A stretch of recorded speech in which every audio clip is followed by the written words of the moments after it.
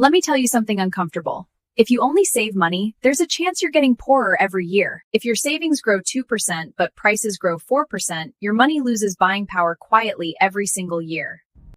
I realized this when everyday things kept getting more expensive, even though I was saving regularly. So I started asking, how do some people grow wealth much faster? The answer surprised me.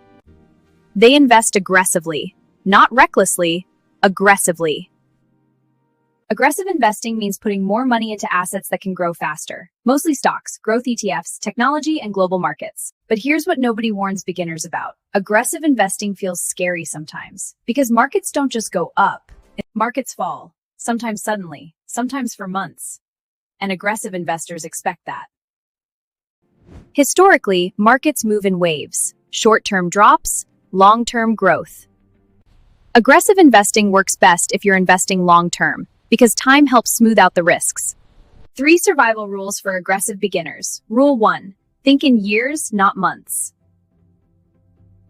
Rule 2. Never invest emergency savings. Rule 3. Always diversify. A simple aggressive beginner portfolio often looks like this. Mostly growth stock ETFs, some individual growth stock, and consistent monthly investing. The biggest challenge isn't picking investments, it's controlling your emotions when markets drop. Aggressive investing isn't about getting rich fast. It's about giving your money a real chance to grow. So I'm curious, would you rather grow money slowly and safely, or take smart risks for bigger long-term results? Subscribe to Emma Investor, and let's learn how to grow our money step by step together.